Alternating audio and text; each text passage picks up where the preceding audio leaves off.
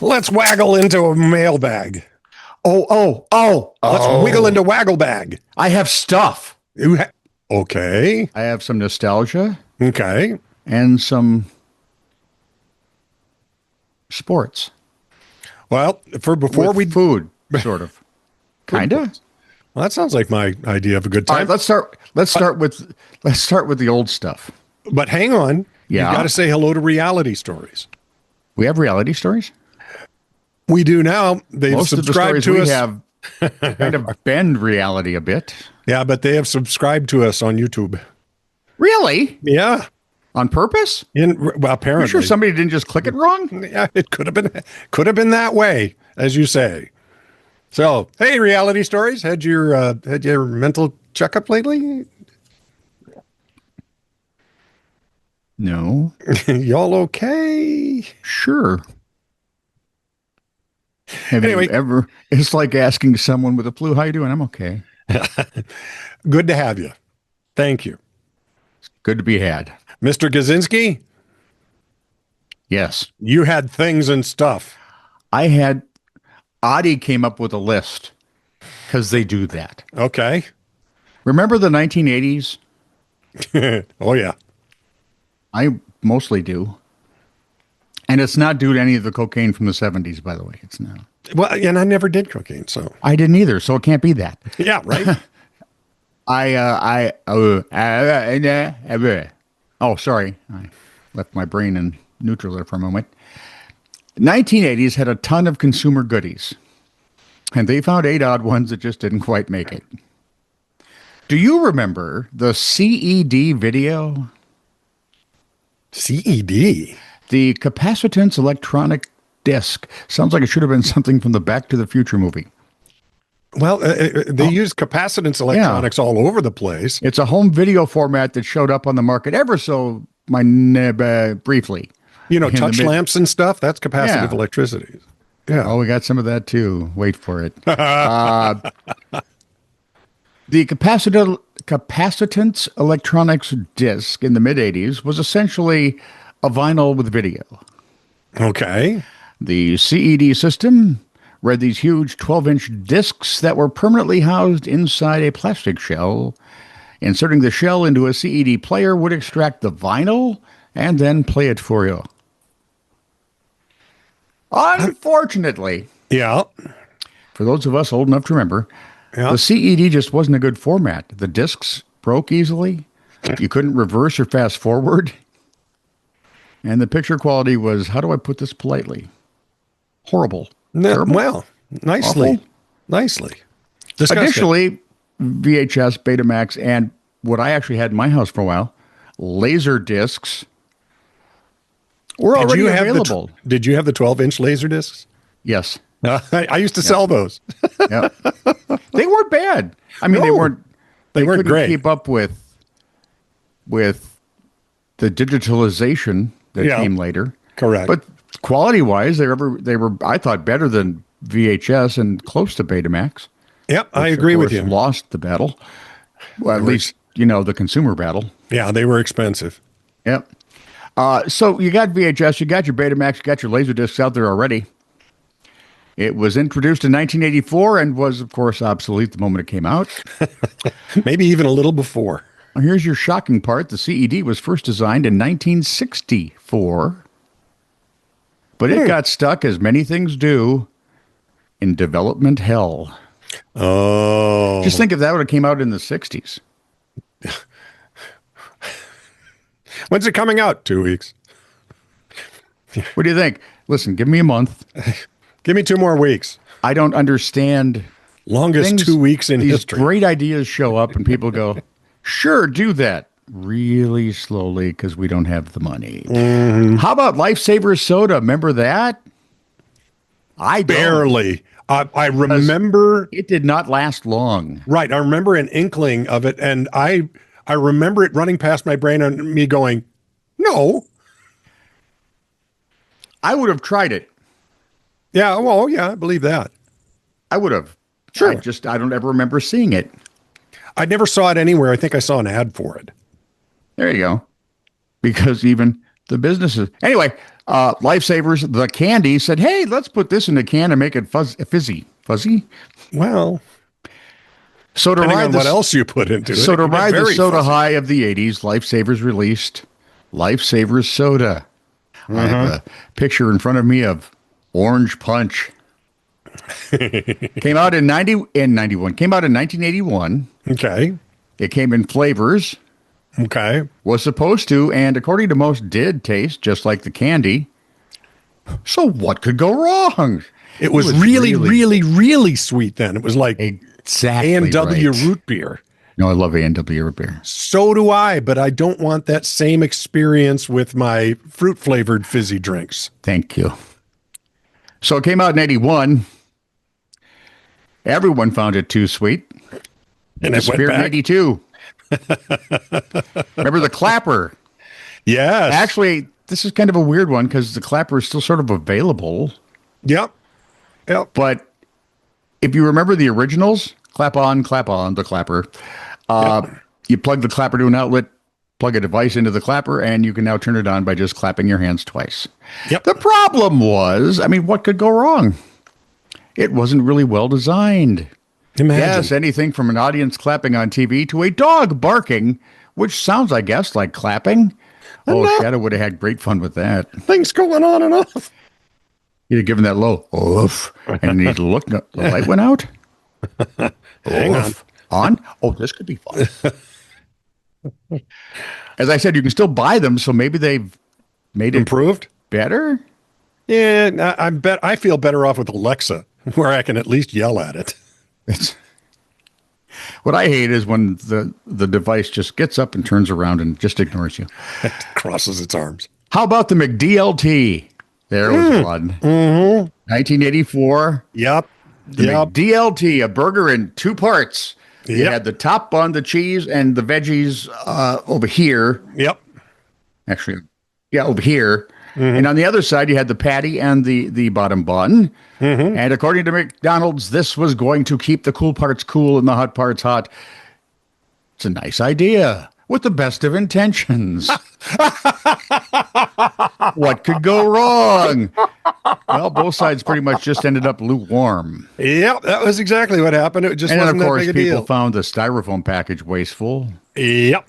Not to mention they bought a burger at McDonald's. They didn't want to have to build it, too. Some assembly required. It did last till 91, though. Before though I think IKEA still does that with their meatballs. And furniture. By the way, I actually like the restaurant at IKEA. I do. Whenever we go, we have a meal there. I'm not saying anything. Because I do too. The IBM PC Junior.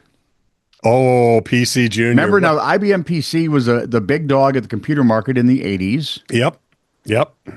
Which is why we call most computers PCs these days, honestly. Yeah. However, it was, shall we say, expensive. Yes. And mostly good for office work. So IBM decided to roll out the PC Junior. Yay! Junior was supposed to be affordable, a gaming-oriented home computer that would still support serious PC work. The only problem is, with the best of intentions, what went wrong is it didn't do games well or support serious PC work. You remember Tom Ring? Yes. He used to call it the piece of crap Junior. There you go. It was cheaper than a PC, but it was still over $1,000, which was more than expensive back then. Yeah, it's more than twice as much as the old Commodore 64 or its. Well, and compare that to a Mac low-end Mac Mini version 4 M4 chip is $699. Well, now basic model, right? Now you can build one that we could only imagine at Net Radio back in the day. Oh man, we had to do so for much $800. Yeah, it would go nuts. It wasn't great for games since the system was seriously underpowered, even by 80 standards. Had an atrociously bad keyboard. And finally, you couldn't replace a work PC with the thing since it mind-bogglingly. Did you ever watch Hidden Figures, the movie about the black computers? Yeah, those women were amazing. I I actually bought that movie. Did you really? That's cool. Because I love it. And I watch it and I watch it and I go, no, I have no idea what you're doing there. And if you do, good on you. And if you don't, great actor. You couldn't replace a work PC with it because in a mind-bogglingly stupid decision, IBM didn't make PC Junior compatible with most PC software. They thought they were Apple for a minute there. Yeah, it lasted about a year. How about Pepsi AM? I don't even vaguely remember this. There's a tinkling in the back, a twinkling in the back of my head. I think I tinkled. That could just be another hallucination. Oh, good. Yeah. Caffeine boost in the morning. Pepsi AM is for you. Launching in '89, it was essentially Pepsi with, extra caffeine. Yay! Tasted more or less like regular Pepsi. Of course, you have to wonder which one, because Pepsi changes their formula about as much as I change underwear. So every, decade or so? Thanks for laying that one out there for me. Not a problem. Swine. It tasted a lot like Pepsi with, 25% more oomph. It essentially tried to be Red Bull before Red Bull. Okay. However, what could go wrong? Turned out most people don't want to start their day with a Pepsi because we have coffee. Especially in the U.S., coffee is like, what's weird is now I'm getting to be like my parents. I'm ordering coffee with meals. Yep. Isn't that weird? I knew something was, there were two things that told me I'm now an adult. I order coffee with meals, and once I actually yelled from the kitchen down the hall to my son, turn that noise down. At which point I actually stopped because it sounded just like Earl. Yeah, I'll bet it did. Pepsi AM survived for a year on life support before it kind of went away. Taken to that farm upstate. It was like Crystal Pepsi then. How about? Oh, you remember that? Vaguely. There was a bad idea that they marketed. Yeah. Again. Premieres, it's almost as good as New Coke. Yay! That nobody wanted. No. By the 80s, the general population was starting to wake up to the fact smoking could be bad for you. They say seriously bad for you, but I think it depends on who you are. A lot. Yeah, I concur. You don't know it going in, so... I look at 95-year-old veterans who were still smoking Camel Straights, and I go, Now, this was a while ago, because when my dad was at the VA in St. Paul for a surgery. Yeah. And I went outside to have a smoke, and I'm out there with... I swear to God, one guy had to be in his 90s. Yep. In a wheelchair.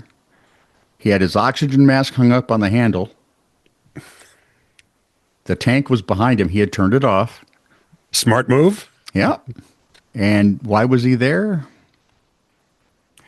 It wasn't cancer. It wasn't lung cancer at all. Where was that? He was 90. He had a hard time breathing from, they thought it was some of the gas that may have gotten to him. Oh. All those years later. I saw one guy smoking through his trach tube. Oh, did you take a... No, we didn't have... No. Yeah. There were no phones, portable phones back then for us. So in a desperate attempt to appear health conscious, R.J. Reynolds introduced Premier. Yes, it's a brand of smokeless tobacco, which leads me to the question, what's the point? I figured that out. It's not so much the nicotine. I like the smoky part, the playing with it and the smoky part. What about the lettuce cigarettes? Remember when the Hot Minute lettuce cigarettes came out? Or on movies where they use... oregano? No, they don't use regular cigarettes. Oh. Unless you're a smoker, I suppose you could. But for the most part, they use blunts, hippie stuff. Weed. Not that patchouli? You're still working. Are you thinking? No.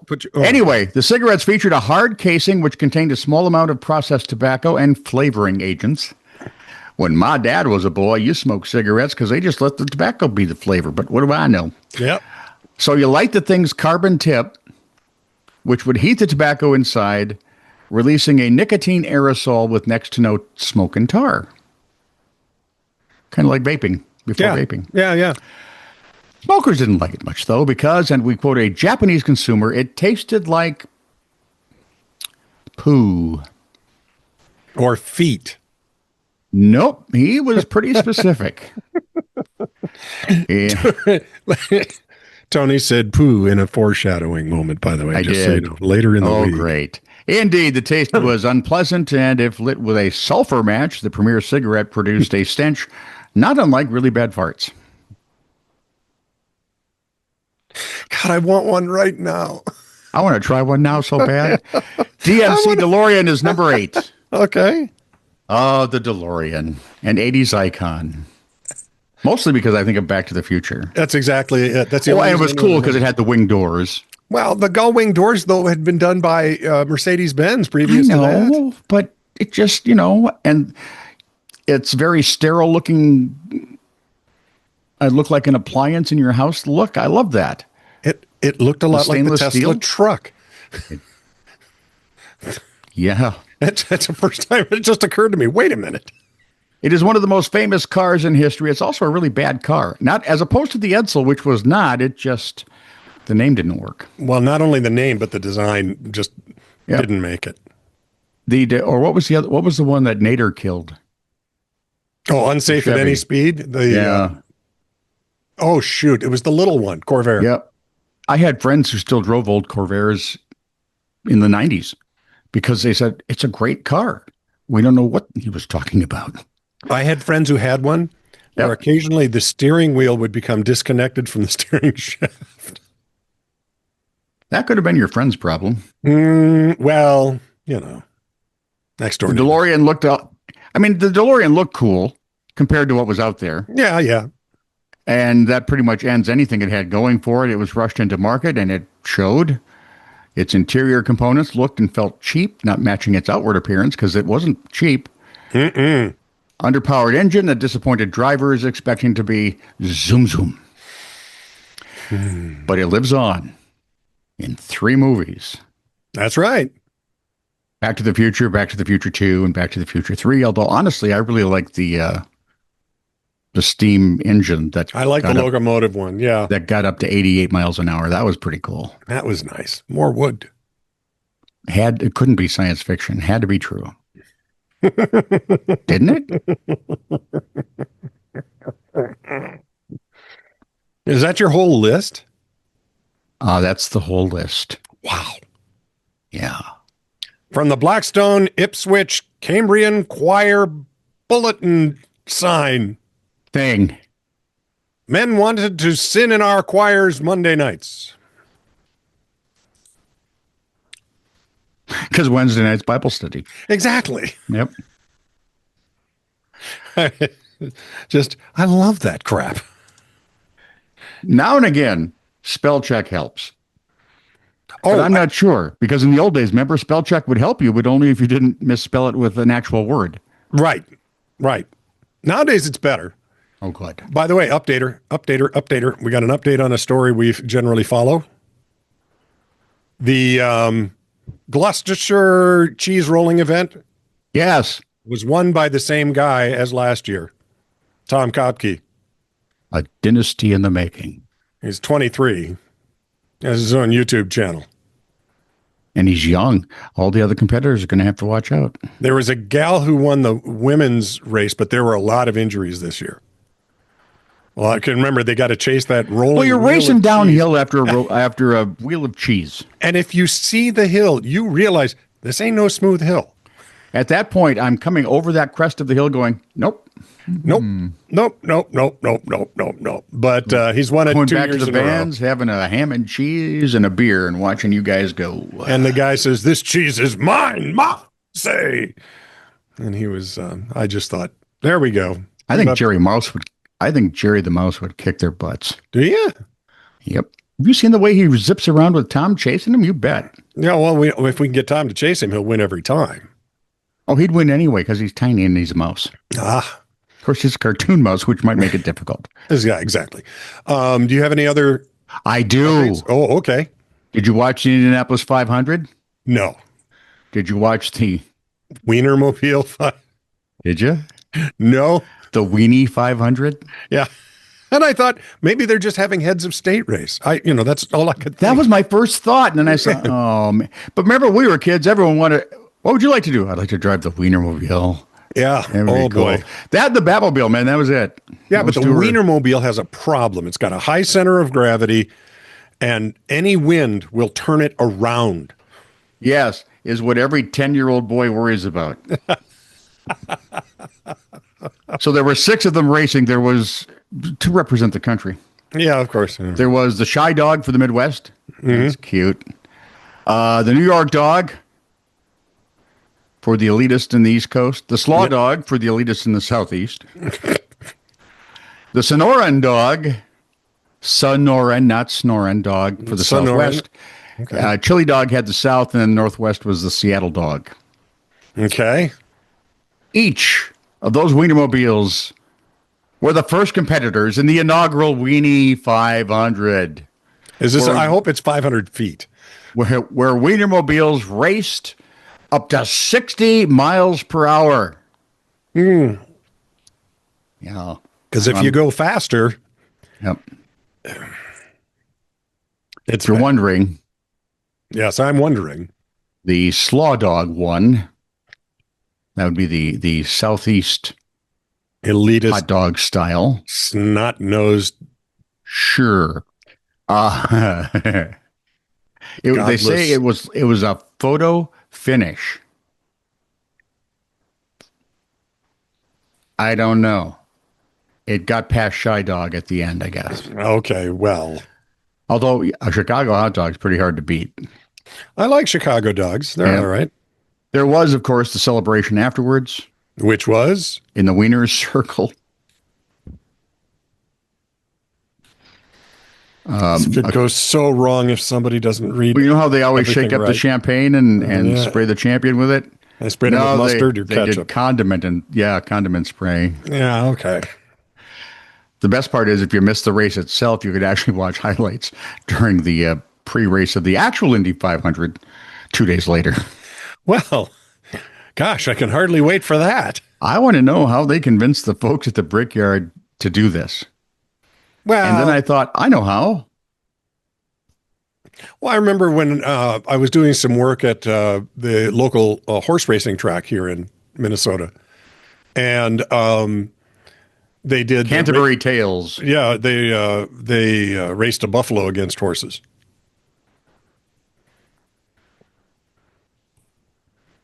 Well, I know Jesse Owens could beat a horse in the 100 meters. And so can a buffalo. Really? Yeah. A buffalo is very quick to get up to speed, quicker than a horse. I know buffaloes look cool. Yeah. But they are not furry cows. No. And they're ornery. They're like moose. Furry old people who've retired to Florida. And that roaring noise they make, that is buffalo for get the hell off my lawn. They can beat a horse if it's 100 yards or 100 miles, but nothing beat a horse. Nothing in the intermediate range. Anything other than that, let's just say the Kentucky Derby will not go to a buffalo. Ever. Okay. Off to the comments. Apropos of This Is True Really News, episode 963. We've done that many? Oh, yeah. From Patrick. Why? Consistency on our part, which is a little disgusting if I really think about it. That'd be a first. From our Patrick Reed, our man in Liverpool. Vladdy. Tony. Vladdy. You asked him about something scoring in English football. Oh, did I? Yeah, you did, because they do have draws. They do have. That's right, they do. And it's he's correcting me here. The game lasts 90 minutes. It does. Well, at least 90 minutes. Yeah, I'm used to 80-minute rugby matches because there's stop time. 1 point for a draw. 3 points for a win. Copy that. See, in the Women's Hockey League, they've decided that you get 3 points for a win. No points for a loss. If it's a draw, one team gets 2 points and one team gets 1 point. So that would be pretty much the art of participation medals all the way around. That's just as dumb as I've ever seen it. They should split the points. 1.5? Sure, give them each one and call it a day. It was a draw, for Pete's sake. Thank you. That is the dumbest thinking. I know, but hockey had to do something because that was the reason people weren't watching. Okay. Because North Americans, especially Americans, have to have a conclusion to a game. No, you really don't. And that is a conclusion. That is. Two teams played a game, heads up, straight even. Yeah. Or one team played really well and the other team lucked out at the end, and there you go. Yeah. Apropos, this is True Really News episode 963 again. We've done 9. Oh, sorry. This from my brother, Chris Combs, no relation, who's going to be here in a couple weeks. He's going to be here for our birthday, Tone. Yay. We have another one? Yeah, it's coming up in a couple of weeks. Those things would stop. June 18th. They quit those things, we wouldn't be getting so old. Now, you asked Chris about somebody fighting with the government over a pond. Yeah, there's a Montana or Wyoming. Actually, I think that just ended. Chris says in 2016, Fort Bridger resident Andy Johnson took the EPA to federal court, asking a judge to stop the agency from fining him more than $16 million because he built a small pond on his property that had already been approved by the state of Wyoming. Yep. You're welcome. Thank you. Bureaucrats run wild. It's just insane, isn't it? And I don't want to see the videos of bureaucrats running wild. You may want to see the video from my very first story of the week. I do think, however, that the Trump administration and who's ever in charge of whatever department did this stupidity, that's gone now. Oh, interesting. Okay. The civil case will be interesting. Okay. Well, I can imagine a lawsuit on this one, can't you? I sure would. Moving on.